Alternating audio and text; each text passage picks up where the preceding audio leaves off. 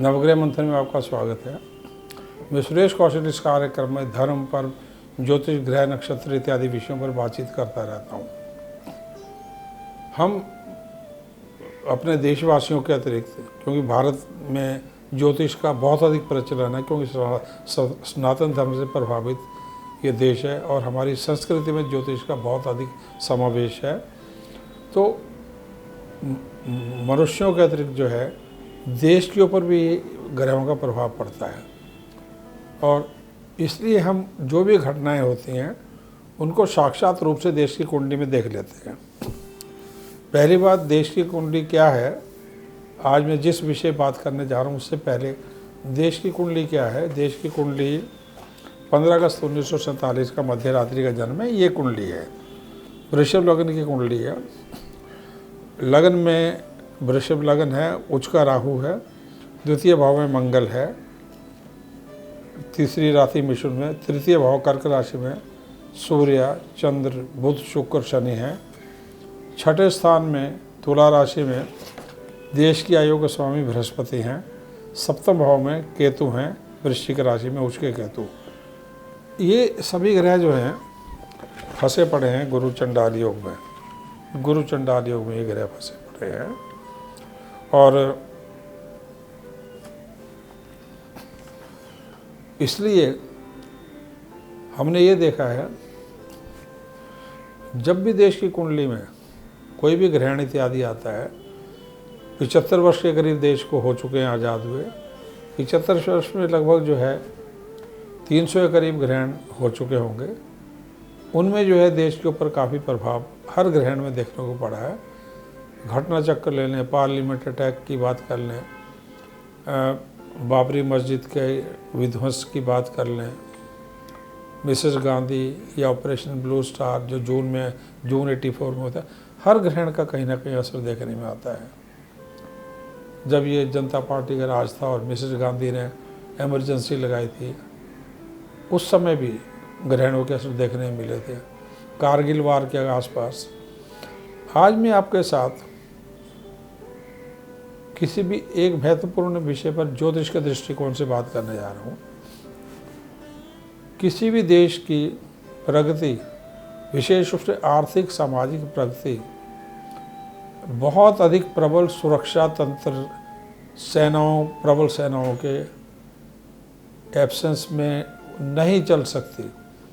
देश की प्रगति को, देश के आर्थिक विकास को, देश के आर्थिक और मूलभूत और भौगोलिक ढांचे को बचाने के लिए प्रबल सेनाओं का होना अत्यधिक आवश्यक है। मैं आपके साथ, भारत सरकार ने लगभग 2 वर्ष पहले एक योजना शुरू किया, उसको कहते हैं अग्निवीर योजना, जिसमें 17, 18 से 22, 23 वर्ष के जवानों को आर्मी में भर्ती किया जा रहा है 4 वर्ष के लिए।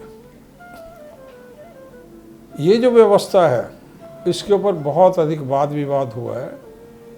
एक तरफ पुराने सरकारी अधिकारी हैं, मेजर जनरल से ऊपर के, दूसरी तरफ सरकार है। तो क्या अग्निवीर व्यवस्था देश के लिए ठीक है? क्या ये सेना की ज़रूरतों, उनकी क्षमताओं के अनुरूप सही बैठती है? इसके ऊपर हम बात करेंगे। 3-4 पैराग्राफ में अलग अलग विषयों को उठा रहे हैं जो आपस में सामंजस्य, पूरी डिस्कशन को सामंजस्य बिठाने के लिए। इस कोर्स का, अग्निवीर का आरंभ हुआ है 2022 में और 40,000 युवाओं को भर्ती किया गया है जो अभी ट्रेनिंग ख़त्म कर चुके होंगे। 25% जो होंगे वो रेगुलर कर दिए जाएंगे, यानी 15 वर्ष के लिए, जिससे उन्हें पेंशन इत्यादि मिल सके। बाकी जो 30%, मतलब जो 75% है, लगभग 30,000, वो आर्मी से बाहर आ जाएंगे। उनको पैरामिलिट्री इधर उधर एडजस्ट करने की कोशिश की जाएगी। अब ये ज़्यादातर जो लोग हैं 2027 के आसपास रिटायर हो जाएंगे, 26-27 के आसपास। दूसरी जो भर्ती इस साल हुई है वो 2023 में, वो भी 40,000 के करीब है और इसमें से भी 10,000 के करीब रेगुलर हो जाएंगे, 30,000 बाहर निकल जाएंगे। अब इसमें इम्प्लीकेशंस क्या आ जाती हैं। 4 वर्ष की टोटल नौकरी है, ट्रेनिंग इनकी 2 महीने की छुट्टी, अब CL EL इत्यादि सब मिला के हर जवान के पास लगभग जो है छुट्टियां काट के 2.5 से पौने 3 वर्ष का समय, और बीच में इंजरी हो गई, कुछ और प्रॉब्लम हो गई, तो 2.5 वर्ष के करीब 2.5 से पौने 3 वर्ष का समय मिलता है। प्रॉबेबली इंजरी भी होती है और भी बहुत कारण होते हैं जिससे इनको जो इफेक्टिव समय 2.5 वर्ष का मिलता है। तो क्या ये सेना की ज़रूरत के हिसाब से ठीक है? सेना की क्षमता और भविष्य के चैलेंजेस को देखते हुए आर्मी के वाइस चीफ ने एक स्टेटमेंट दी थी कि 2032 तक भारत की 12 लाख सेनाओं में से 50% अग्निवीर हो जाएंगे। अग्निवीर भी देश के बच्चे हैं, देश के युवा हैं, उनसे किसी का विरोध नहीं है।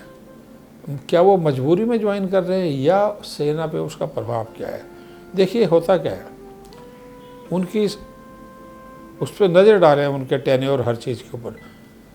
जिस दिन ये ज्वाइन करते हैं 40,000 लोग, पहले दिन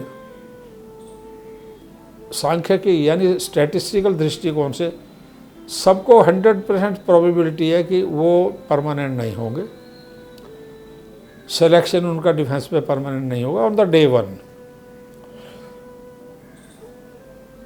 2.5 से 3 वर्ष के उपरांत उनको पता लगता है कि हम परमानेंट हो पाएंगे, यद्यपि उनकी ट्रेनिंग बहुत अच्छी है, सब कुछ अच्छी है, तो फिर भी उनको 2.5-3 वर्ष तक एक अनिश्चय की स्थिति से चलते हैं कि हम परमानेंट होंगे। और तब तक जो है वो ये मान के चलते हैं, मतलब आप ये मान के चलेंगे कि 75% तो बाहर जाने ही हैं, तो उनमें एक निराशा की भावना का क्रीप होने की संभावना रहती है। अब इस स्थिति के असर क्या हो सकते हैं कि परमानेंट अगर उनको नहीं मिलता है तो एक स्वार्थी भाव आ जाता है, किसी भी मनुष्य के जीवन में आ सकता है कि 4 साल के लिए मैं जा रहा हूँ, यदि युद्ध होता है तो मैं अपने जीवन को क्यों दूँ, अपनी लाइफ को क्यों दूँ, जबकि मेरे को मरने के उपरांत कुछ लाख कुछ करोड़ मिल जाएगा, लेकिन 4 साल के लिए मेरी सिर्फ 25% संभावना है। तो उनमें जो एक लड़ने का जोश रेगुलर सोल्जर के मन में होता है, लड़ने का जोश, और जो भी उनकी एक ट्रेनिंग जो दी जाती है उसमें थोड़ी कमी रहने की संभावना है। ये जो अपने सर्वाइवल के लिए आदमी जीता है, तो एक 1-to-1 कम्बैट में, इन्फेंट्री, आर्टिलरी इत्यादि में, उस समय ये 4 साल का मुद्दा दिमाग में रह सकता है, और अपने जीवन को किस स्तर तक आप सेक्रीफाइस कर सकते हैं, ये बहुत बड़ा सवाल आ सकता है। क्योंकि 2.5-3 साल के बाद संभावना बनती है कि आप पूर्ण टेन्योर 15 साल का आपको मिलेगा या नहीं मिलेगा। अब ये इनसिक्योरिटी जो है 100% में क्रिएट रहती है 2-2.5 वर्ष तक। अब दूसरा महत्वपूर्ण विषय है, ये तो इनकी मानसिक स्थिति पे बात होगी। अब आने वाले समय में देश की कुंडली के हिसाब से वो कौन से टाइम है, कौन सा समय है जिसमें संभावना है कि देश युद्ध की स्थिति में जा सकता है। यदि हम देश का कारगिल का समय देख लें ज्योतिषीय दृष्टिकोण से, 65-71 वॉर देख लें, या भी गलवान को देख लें, तो वो जो डेटा तैयार होता है उसके बेस के ऊपर 31 अगस्त से 13 सितंबर के बीच में लगभग 14-15 दिन का समय, इसमें चीन के साथ थोड़ी सी तनाव का समय चला हुआ है। ये तनाव लड़ाई के रूप में नहीं है, पर ये अपना असर दिखा चुका है। कैसे? चीन ने एक नक्शा पब्लिश किया है जिसमें अरुणाचल और अक्साई चीन को उसने अपना भाग शो कर दिया है, और लद्दाख में और जम्मू कश्मीर में, अरुणाचल में बहुत जगह पे तनाव चल रहा है। तो 13 सितंबर तक ये समय चल रहा है। और पाकिस्तान से जुड़ा ग्रह मंगल जो है ये 24 सितंबर को ख़राब हो जाएगा। फिर भी एक मोटे तौर पर प्रोबेबल जो समय है जिसमें कन्फ्रंटेशन या तनाव या झड़प की संभावना 16 सितंबर से 16 जनवरी है, उसमें जो है मैंने अभी 13 सितंबर का एक समय आपको बता दिया। दूसरी जो तारीख है 16 जनवरी 2024 से 16 फरवरी 2024, इसमें LOC और पंजाब, इसमें तनाव हो सकता है, एक मंगल का समय चल रहा है उस समय देश की कुंडली में, वो पूरी संभावना है। और पाकिस्तान पूरी छेड़ाखानी करता है भारतीय चुनावों से पहले। उसकी कोशिश है कि भी अस्थिरता रहे देश में, राजनीतिक तौर पे, गवर्नेंस के तौर पे, और मोदी की स्थिति कमज़ोर हो, प्रधानमंत्री पद के उम्मीदवारों की स्थिति कमज़ोर हो, उसका फ़ायदा उठाने के लिए। अगला समय 16 मई 2024 से 6 अगस्त 2024, इसमें इंडो चाइना की संभावना, क्योंकि 16 मई के आसपास यदि चुनाव सही समय पर होते हैं तो प्रधानमंत्री पद के ऊपर जो है, जो नया जो चुनाव जीत के आएगा वो प्रधानमंत्री बनेगा, संभावना मोदी की लग रही है। तो चीन इस मौके को भुलाने की कोशिश कर सकता है। तारीखें हैं 16 मई से 6 अगस्त। तीसरी है 6 फरवरी 2025 से लेकर 13 मई 2025। इसमें पंजाब और LOC में ये पंजाब रिलेटेड प्रॉब्लम हो सकती है। और सबसे बड़ा और लंबा समय आ रहा है। अब देखिए ये जो 23, 24, 25 तक जो है, इसमें ये जो 40-40 हज़ार के जो अग्निवीर आपने 2022 और 23 में लिए, तो 22 वाले इसमें युद्ध में सम्मिलित हो सकते हैं, शायद 23 वाले इतने ना। 11 सितंबर 2025 से 11 सितंबर 2032 ये है देश की मंगल महादशा। याद रखिए 1947 के बाद शनि, बुध, केतु, शुक्र और सूर्य, चंद्र की महादशाएं चली हैं। मंगल की पहली बार आ रही है। मंगल अत्यधिक हिंसक है। भूतकाल में जब भी हम देखेंगे आत्मघाती हमले हों या जो भी प्रॉब्लम देश को हुई हो, ऑपरेशन ब्लू स्टार, जब भी देश का झगड़ा हुआ हो, तनाव हुआ, तो मंगल की दशा है, मंगल ग्रह के खराबी के आसपास होता है। तो 2025 से 11 सितंबर 25 से 11 सितंबर 2032 मंगल की महादशा चल रही होगी। मंगल यहाँ बैठा है, ये खर्चे का भी स्वामी है, ये खर्चे का भी स्वामी है। मंगल के 7 वर्ष की दशा चल रही होगी। इसमें भारी तनाव होगा। इसमें जो 2023 तक के 22 और 23 के अग्निवीर होंगे वो डिफेंस में आ चुके होंगे। ये जो क्योंकि खर्चे का भी ग्रह मंगल है, मंगल देश की कुंडली में स्वास्थ्य से जुड़ा है, भौगोलिक हिंसाओं से जुड़ा है, भूकंप इत्यादि से, इंटरनल और एक्सटर्नल सिक्योरिटी से जुड़ा है, फौज के खर्चों से जुड़ा है, फौज के खर्चों से जुड़ा है, और स्पोर्ट्स से जुड़ा हुआ है, स्वास्थ्य से जुड़ा है। अभी ये खर्चे का ग्रह है। तो क्या जो अभी जो फ्री बीज दिए जा रहे हैं, फ्री की बसें और फ्री का जो भी किया जा रहा है, खर्चे ज़्यादा हैं, यदि देश डेब्ट ट्रैप में फंस जाता है 2025 तक, तो क्या इस समय में देश की आर्थिक स्थिति कैसे होगी? मंगल की दशा में मंगल 12वें स्थान का मालिक है। बड़े खर्चे संभावना नज़र आ रहे हैं स्वास्थ्य के ऊपर, स्पोर्ट्स के ऊपर, फौज के ऊपर, किसानों के ऊपर। मंगल भूमि से जुड़ा, किसानों के ऊपर, किसानों से जुड़े इंफ्रास्ट्रक्चर के ऊपर, एयरलाइंस के ऊपर, एयरफोर्स के ऊपर बहुत बड़े खर्चे नज़र आ रहे हैं। मिथुन राशि का मंगल है, एयरफोर्स और मिसाइल शक्ति बहुत ज़्यादा चाहिए, ये खर्चे नज़र आ रहे हैं। तो ये बहुत खर्चे का समय आ रहा है। High expenses on Indian defence because of पाक एंड चाइना। तो 25 से 32 का समय बहुत अधिक क्रिटिकल है देश की सुरक्षा के लिए, लड़ाई होने की पूरी संभावना है। और इस समय मंगल भगवा भी है, भगवा रंग है। ये आप कह सकते हैं कि आपके विश्व हिंदू परिषद या बजरंग दल या हिंदू संस्थानों से जुड़ा हुआ है, दुर्गा हनुमान से जुड़ा हुआ है। तो हिंदुत्व का ये समय है, हिंदू राष्ट्र की मांग उठ सकती है, तो वो और ज़्यादा एनिमीज पैदा करेगी। पाकिस्तान, चीन और देश के अंदर और बाहर और अधिक इसका विरोध होगा, तो सुरक्षा और बढ़ानी पड़ेगी। तो इसलिए ज़्यादा एनिमीज होंगे, ज़्यादा खर्चा होगा। और 25 से 32 7 साल का समय, तो अभी तक जो हमारी लड़ाइयाँ हुई हैं, जैसे 61 में लगभग 1-2 महीने की थी, और 65 बार लगभग हफ्ता 10 दिन की थी, 71 बार 1 महीने की। कोई भी लड़ाई हमने 4 हफ्ते से ज़्यादा नहीं लड़ी है। ये लॉन्गर वार्स का पीरियड होगा, लॉन्गर वार्स आपका 25 to 32। मैक्सिमम वार्स आफ्टर 1947 ये पीरियड होगा। कौन सी तारीखें? 26 फरवरी 2027 से 1 मार्च 2026 मंगल राव का पीरियड चल रहा हुआ, इंडिया पाक थ्रेट, पीओके की बात है ये, इंडिया पीओके की लेने की सोच सकता है। 1 फरवरी 2028 से 11 मार्च 2029 ये मंगल गुरु है, मार्केश है देश को प्रबल। तो पाकिस्तान और चीन से ज्वाइंट वॉर की संभावना है, मार्केश है, इंडो चाइना इंडो पाक की मिली जुली लड़ाई हो सकती है।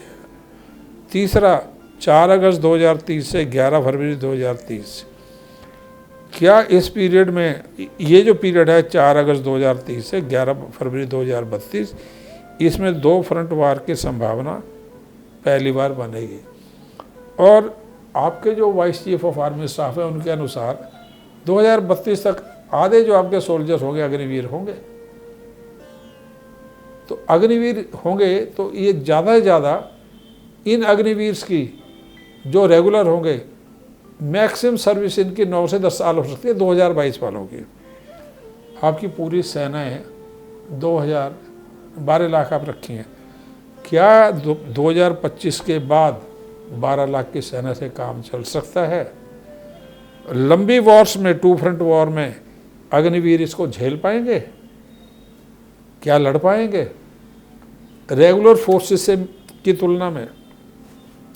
उसके कुछ कारण विशेषण पे ध्यान डालें। हम उसकी डबल फ्रंट वॉर की बात करते हैं। इंडिया की तैयारी देख के पाकिस्तान भी तैयारी करेगा। पाकिस्तान अपने सबसे डाउन पीरियड में जा चुका है इकोनॉमिकली, या तो उसके टुकड़े हो जाएंगे या वो रिवाइव करेगा। 1% वो रिवाइव करता है। तो पाकिस्तान के पास 6 से 7 लाख जो है फोर्सेस हैं, और वो अग्निवीर नहीं है, वो बैटल हार्डेंड फोर्स है। वो हमने जो है फैसला किया है अग्निवीर का 2020 से 22 में, जब शनि मकर राशि में चल रहा था, 9th हाउस में चल रहा था। क्या सरकार ने पेंशन से बचने के लिए, क्योंकि पेंशन का खर्चा बहुत ज़्यादा फौज का आ रहा था, उस कारण ये फैसला लिया है? ये सरकार ने कहा यस, ये कारण है पेंशन से बचने के लिए ये फैसला लिया है। तो क्या ये अग्निवीर का फैसला 2 फ्रंट वार में घातक तो नहीं हो जाएगा? 12 लाख की फौज में से आपके 4 या 5 लाख फौजी ऐसे हो सकते हैं 2030 तक जो कि अग्निवीर हैं। हम उनकी बहादुरी पे, उस पर किसी चीज़ पर भी हम उसके ऊपर क्वेश्चन मार्क नहीं कर सकते, परंतु जो स्थितियां हैं, जो उनकी मानसिक स्थिति है, उनकी अनिश्चितता है, उसको देखते हुए तो पेंशन के कारण जो है अग्निवीर आपने ये चेंज किया। फाइनेंशियल रीजन क्या आपका ने जो फाइनेंशियल रीजन से आपने जो किया, क्या गलत हो सकता है? एक डेवलपिंग कंट्री जो कि 2047 तक जो है वो विकसित होना चाहती है, 2027 तक 3rd लार्जेस्ट जो है इकॉनमी बननी चाहती है, तो क्या ये जो खतरा लिया है पेंशन्स का, 80 करोड़ लोगों को आप फ्री का भोजन दे रहे हैं, फ्री की बसेस, फ्री का बिजली, फ्री का पानी, महिलाओं का 1000 3000, अरे आप सबको दो, परंतु देश की सुरक्षा के लगभग 12 से 15 लाख फौजियों को पेंशन ना देने की गलती किस लिए की जा रही है? मेरा अपनी अल्प बुद्धि से, ज्योतिष के दृष्टिकोण से बात कर रहा हूँ, पर ये महत्वपूर्ण विषय मैंने देखे हैं। तो 80% लोगों का फ्री का बसेस, ये सारी बात हो रही है, इलेक्ट्रिसिटी, वाटर, लैपटॉप, स्कूटी और ओपीएस, ओल्ड पेंशन की जब इतनी स्टेट्स में दी जा रही है तो फौज को देने में क्या दिक्कत है? और दिल्ली हाई कोर्ट ने पैरामिलिट्री के लिए सरकार को बोला इनको भी दिया जाए, आप बात आगे बढ़ेगी। तो क्या ये जो आपका फैसला है, क्या वो सही है? देखिए, क्या देश की इकोनॉमिक और जियोलॉजिकल जो सिक्योरिटी के लिए फाइनेंशियल रीजन की वजह से कंप्रोमाइज़ किया जा सकता है देश की सुरक्षा और देश की सेनाओं की क्षमताओं में? वो सोचने वाला सवाल है। अब क्षमताओं की बात हो रही है और कंप्रोमाइज़ की बात हो रही है, तो जो जिन्होंने कंप्रोमाइज़ किया वो एग्जांपल्स देख लें। यूएसए ने अफ़गानिस्तान को छोड़ा, लड़ नहीं पाया, भाग गया। ज़्यादातर अग्निवीर टाइप उनके वो 20-22 साल के नेशनल सर्विस होती है इनके 2 साल की, ज़्यादातर वो फौजी थे, नहीं लड़ना चाहते थे, भाग गए। 24 साल से छोटे के नीचे थे। रेगुलर फोर्सेस हैं उनके यहाँ पर इतनी नहीं थी। ठीक है, अब अगला ले लें, करंट रशिया यूक्रेन वार। ये बहुत बड़ी मिसकैलकुलेशन रशिया से हो गई। वार्नर ग्रुप टाइप जो अग्निवीर टाइप निकले थे रशियन आर्मी से, वो वार्नर ग्रुप हैं। उनकी सहायता से वो बैटल हार्डेंड फौजी हैं, उनकी सहायता से लड़ने की कोशिश की। और वो जो भी हैं, जितने भी बैटल हार्डेड हैं, वो सारे के सारे 30 वर्ष से ऊपर के हैं। और जो फौजी उनके मेन लड़ रहे हैं रशिया के 28 से 35 और 30 के बीच, 25-30 के बीच में, अब वो ज़्यादा भर्ती करने की कोशिश कर रहे हैं। पर कब ट्रेन करेंगे, क्या करेंगे? छोटे देश ने एक साल, जिसको रशिया सोचता था 1 हफ्ते में कंट्रोल कर रहे हैं, 1 साल से ज़्यादा हो गया, 1.5 साल हो गया, रशिया के नाकों चने चबा दिए। पर कोई भी राष्ट्र अपने अग्निवीर, ना नाटो, अमेरिका, कोई नहीं भेज रहा उसको। अपनी बैटल हार्डेंड फोर्स है यूक्रेन की, वो लड़ रही है। और अब बात कर लें गलवान की। गलवान में बैटल हार्डेंड 25 से लेकर 40-45 वर्ष के आपके फौजी थे, जिसमें बिहार और पंजाब रेजिमेंट्स, ये सारे बैटल हार्डेंड तगड़े फौजी थे। और सिख, डोगरा और सोल्जर, उन्होंने 20 ने जान दी और 60 से 100 चाइनीज़ को लिटा के रख दिया, पीट के रख दिया। अगर आप चाइना के उस वक्त के वीडियो देखें, रो रहे थे वो सड़कों के ऊपर। वहाँ से लीकेज हुई है रशिया की, चाइना से वीडियोस की। कोई 20 साल का इकलौता लड़का, कोई 25 साल का, 30 का, वो नहीं थे मेंटली प्रिपेयर्ड, पिट गए वो। तो 20 से 25 साल की एज ग्रुप के थे। ग्लोबल टाइम्स ने, वो चाइनीज़ वीडियो ने सारा ये दिखाया। ये अग्निवीर टाइप एक्सपेरिमेंट हुआ। अब उसको देखते हुए गलवान में आपने ये किया।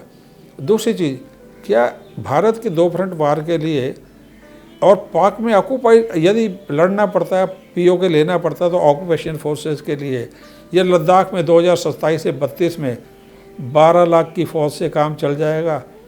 मेरे को नहीं लगता 12 लाख की फ़ौज सफिशेंट है। भारी खर्चा, 14 से 15 लाख सोल्जर्स और 45 से 50 स्क्वाड्रन एयरफोर्स के, एक और एयरक्राफ्ट कैरियर, और कम से कम 20 से 25 बैटलशिप्स और चाहिए। इतने बड़े खर्चे आ रहे हैं, तो आप पेंशन इस पे फ्री भी, इसके ऊपर फ्री, इसके ऊपर काम कर रहे हैं। भाई ये ज़रूरी है, इसके ऊपर क्यों नहीं है? तो ये अग्निवीर का फैसला अगर आर्थिक कारणों से लिया गया तो अभी भी ज़्यादा देर नहीं हुई है। मोदी जो है बड़े कैपेबल हैं, तो इसको सोचना चाहिए। देखिए, अग्निवीर की मानसिक स्थिति पे एक इम्पॉर्टेंट इशू क्या आता है। जो नए ऑफिसर्स आएंगे एनडीए से, आईएमए से, या जो तमिलनाडु में एक ऑफिसर ट्रेनिंग स्कूल है, ओटीएस है, वो उनके साथ ये बच्चे आएंगे 18-22 साल के, तो कहेंगे 4 साल ही है यार, निकाल दो। तो डिसिप्लिन प्रभावित हो रहा है। Respect for these NDA young officers, उसके बारे में सोचना पड़ रहा है। लेफ्टिनेंट, मेजर के लेवल के जो ऑफिसर्स हैं, उनके रिस्पेक्ट के बारे में देखना पड़ रहा है। फिर अग्निवीर और रेगुलर, इनकी रेशो विज़ मेजर लेवल तक जो डायरेक्टली कंट्रोल कर रहे हैं इन फौजियों को, उनकी रेशो देखें, मिक्सअप देखें आप रेगुलर्स का और इनका। तो ये बहुत बड़ा इशू है जो फौज की, इनका जो बड़ा गैप है अफसरों की रेशो में और जवानों की रेशो में, जिसमें ज़्यादातर अग्निवीर है, वो बड़ी लंबी फाइटिंग प्लानिंग के लिए जो गैप पड़ रहा है, क्या ये समझदारी की चीज़ है? अग्निवीर जो हैं, इनको आप स्टार्टिंग में सेंट्री की पोजीशन में वहाँ सोचेंगे लगाएं ना लगाएं, जहाँ पे कि टेरर अटैक हो सकते हैं। सेंसिटिव पोजीशंस में, क्योंकि इन्होंने बाहर जाना है। जो पेंशनर बन रहे हैं उनको तो आप रख लेंगे, लेकिन बाकियों को बाहर जाना है, तो सेंसिटिव पोजीशंस पे, इंटेलिजेंस पोजीशंस में, सेंट्री जहाँ पे लगते हैं, मेन गेट पे सिक्योरिटी ज़्यादा चाहिए, वहाँ लगा सकते हैं आप इनको। फिर जो पेंशनर्स जो नहीं होंगे, जो बाहर निकलेंगे, वो कोचिंग हो सकती है उनकी, आईएसआई, इंटेलिजेंस एजेंसीज। तो ये जो ज़्यादातर जो अफसर होंगे, वो जो अंदर होंगे यंग ऑफिसर्स, वो स्ट्रेसफुल उसमें से चलेंगे। स्ट्रेसफुल पीरियड होगा ऑफिसर्स के लिए। अब देखिए, कारगिल की 98 में, 99 में, या 65 से 71 जैसी लड़ाई जैसे भारत ने लड़ी है, वो जीती जा सकती थी। कारगिल में 550 यंग ऑफिसर्स, जवान्स, जो 22-25 से लेके ज़्यादा 30-32 तक की एज के थे, वो लड़े थे। अगर आपकी फ़ौज में 75% अग्निवीर को ये स्थिति दे दी जाए, तो क्या वो इस लड़ाई को लड़ पाएंगे? अग्निवीर जैसे वार्नर ग्रुप है अभी रशिया में, जिसने ये किया है, वो भी फ़ौज से निकले हुए लोग हैं ज़्यादातर। और जिन कंट्रीज़ में भी फौज से निकले लोग हैं वो मर्सनरीज बनते हैं।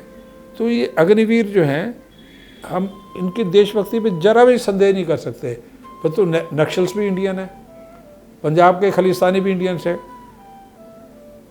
फैमिली लेवल कई लेवलों पे रिलेशनशिप अच्छी होती है। तो क्या इनकी पोचिंग की जा सकती है जिहादियों के द्वारा या एंटी नेशनल फोर्सेस के द्वारा? ये ट्रेंड सोल्जर्स हैं।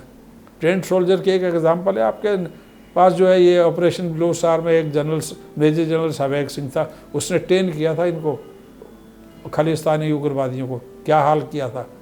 इसलिए भारत की फौजें जीत तो जाएंगी, लेकिन व्हाट कॉस्ट।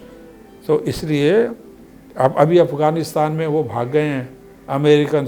अफ़गानिस्तान के जिहादी जो हैं टेररिस्ट, वो 15-15 साल से लड़ रहे हैं और पाकिस्तान से उनकी लड़ाई हो रही है। देखिए क्या नतीजा हो रहा है। तो 2025 से 32 में की मंगल दशा जो है आ रही है, अभी से कहीं जो प्लानिंग की जा रही है आपकी ये अग्निवीर की पेंशन, ये वो कहीं गलत तो नहीं हो जाएगी? क्या मिसकैलकुलेट तो नहीं हो रहा है? अभी भी ज़्यादा देर नहीं हुई है। ये जो बच्चे अभी लड़ आए हैं, इनको रेगुलर किया जा सकता है।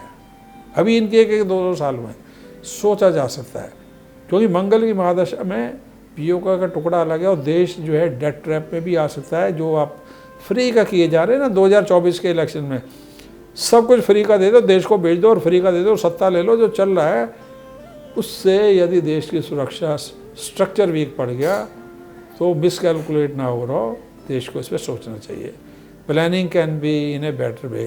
क्योंकि मोदी जो है आज तक जो है ये बहुत अच्छे प्लानर हैं, एक्सीलेंट गवर्नेंस का रिकॉर्ड है इनका यहाँ, परंतु यहाँ गलती तो नहीं हो रही। क्योंकि जो गुरु चंडाल योग चल रहा है 22 अप्रैल 2024 से लेके 23 से लेके, और जिस प्रकार बृहस्पति की स्थिति 2024 अप्रैल तक खराब है, तो ये ऐसे समय में, मिस गवर्नेंस के समय में, गलत ग्रहों के समय में, बृहस्पति खराब होने से आपकी इकोनॉमिक रीडिंग, आपकी कैलकुलेशंस, प्लानिंग, आरबीआई की प्लानिंग, आपका जो है ये प्लानिंग के जो और इंस्टीट्यूशन से बहुत बड़ी गलती ना हो रही हो, इसका ध्यान रखें। अगर आप सीनियर रिटायर्ड आर्मी ऑफिसर्स हैं, major general, lieutenant general, ex army chiefs, थोड़ा वो भी डिफर कर रहे हैं इससे बहुत हद तक, क्योंकि सभी भारतीय देशभक्त हैं, तो खुल के सरकार का कोई इसमें क्रिटिसिज्म नहीं हो रहा है, तो संभाल के चलना पड़ेगा। इसलिए भारत सरकार चाहे तो इस फैसले को वापस ले सकती है। धन्यवाद, नमस्कार।